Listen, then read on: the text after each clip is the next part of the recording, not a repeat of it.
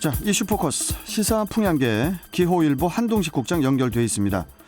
자, 한 국장님 안녕하세요. 네, 안녕하세요. 네. 자, 인천 교육감 선거를 앞두고 보수 진영 단일화 가능성이 커졌다고 하는데요. 자, 어떤 일이 있었던 겁니까?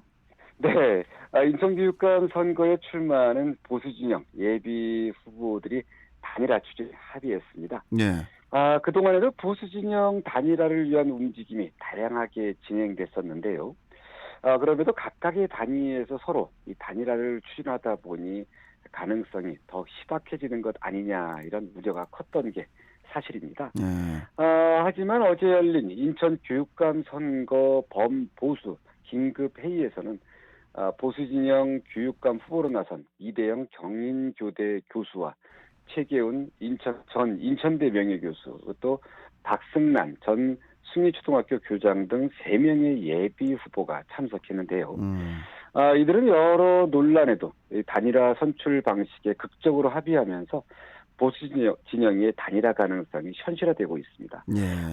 쉽지 않을 것 같은 이들 보수 진영 예비 후보들의 단일화 추진 합의는 인천의 보수 원로로 꼽히는 황우여 전 사회부총리 겸 교육부 장관과 정명환 전 인천 사랑공동모금회장, 또 최순자 전 인하대 총장, 그리고 박민서 인천 스페셜 올림픽 코리아 회장 등이 긴급 회동을 제안해 이뤄졌습니다. 그렇군요. 네. 자, 그런데 단일화 추진에 합의를 하기는 했지만 뭐 과정이 순탄치는 않았다고 하던데요. 그 부분도 설명해 주시죠. 네, 그렇습니다. 이 가장 쟁점이 됐던 부분은 선거인단, 경선 비율 등 단일화 추진 방식이었는데요. 이를 놓고 예비 후보자들 간 치열한 이 장애 공방이 계속됐었습니다. 이대영 예비 후보는 여론조사 60%와 모바일 선거인단 40% 방식을 제안했고요. 여기에 100% 여론조사 단일화 방안을 제시한 최계훈 예비 후보와 박승란 예비 후보가 반발하면서 후보 간 신경전이 벌어졌습니다. 네. 또 선거인단 규모에 대해서도 이대영 예비 후보는 최대 5천 명까지 해야 한다고 주장한 반면에 최기현, 박승란 두 예비 후보는 2천 명까지 해야 한다고 맞서면서 이 사사건건 갈등을 빚었습니다.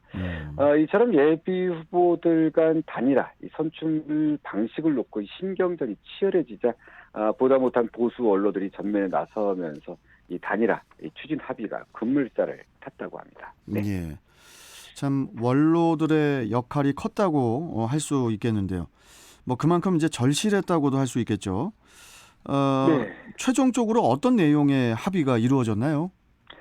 네, 보수 진영 입장에서는 이번 교육감 선거가 매우 절실했다고 할 수 있습니다. 네. 전에도 몇 번 전해드리기는 했지만요. 역대 교육감 선거는 2승 1패로 이 보수 진영이 열세에 있습니다. 그나마 1승도 이 보수 진영의 단일화를 통한 승리가 아니라 직전에 관선 교육감 프리미엄이 작용한 이 선거였다고 할 수 있습니다. 이후 선거에서는 단일 후보를 낸 이 진보 진영의 분열로 맞선 이 보수 진영은 번번이 패배했다는 점에서 이번 교육감 선거를 앞두고 이 단일화 필요성이 더욱 강조되었습니다. 예. 이 때문에 언론들은 최근 인천 교육감 후보 단일화 추진 협의회를 만들어서 예비 후보들에게 회동을 제안했고요. 이 단일화 성사를 위해 예비 후보들에게 여론조사 85%, 선거인단 15%의 어떤 이런 타협안을 제안하기도 했습니다. 하지만 이 후보들의 입장차가 워낙 커서 이 유기도 있었는데요. 그럼에도 예비 후보자 간 협의와 개별 면담 등 다양한 논의를 거쳐 최종안을 만들어냅니다. 예. 이 확정된 최종안은요. 여론조사 70%에 1,500명으로 구성한 선거인단 직접 투표 30%를 적용하는 이 단일화 방안을 최종 확정했고요. 예. 다음 달 24일 현장 투표와 함께 단일 후보를 확정하기로 했다고 합니다. 그렇군요. 네. 자, 그러면은 이해를 좀 돕기 위해서 경선 방식 내용을 좀 더 자세히 설명해 주시면 좋을 것 같은데요. 어떻게 진행이 될까요? 네, 이번 보수 교육감 단일화 추진 합의는 의미가 크다고 할 수 있습니다. 국민 여론조사 70%도 그렇지만요. 각 후보들이 자신을 지지하는 3,500명씩 모두 1,500명의 선거인단을 직접 모집해 투표를 진행한다는 점에서도 의미가 큽니다. 3,500명을 모을 수 없는 이런 조직력이 없다면 애초부터 선거에 나오지 말라는 이 나름의 커트라인이라고 할 수 있는데요. 이 같은 방식은 전국 최초의 이 시도라는 점에서도 이 관심이 쏠리고 있습니다. 특히 각 후보들이 모집하는 선거인단 3,500명의 50%인 1,750명은 반드시 이 각 군구 인구 비례에 따라 배정하도록 했고요. 이를 통해서 후보들의 이 역량을 확인할 수 있는 방식이라는 점에서도 이 눈길을 끌고 있습니다. 후보들은 선거인단 명단을 다음 달 22일까지 제출해야 하고요. 이 방송 토론회도 4월 14일 한번 진행하기로 했습니다.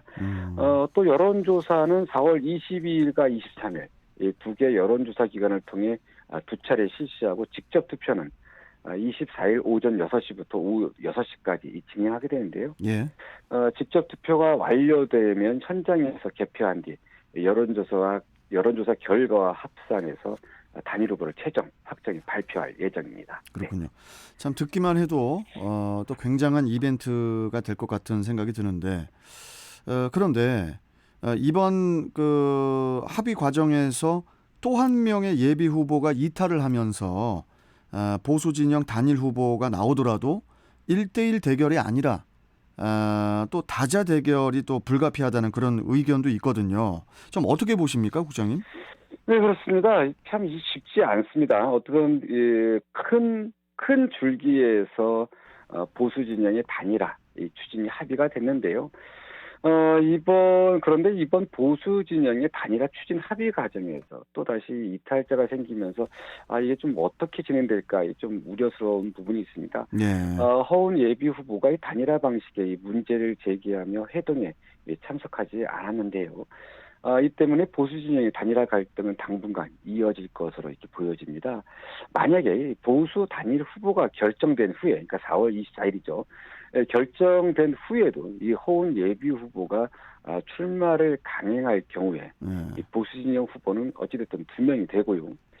여기에 이 중도를 표방한 인천시의원 출신인 서종호 예비 후보까지 가세하면 이 중도와 보수 후보만 3명이 됩니다. 그렇네요.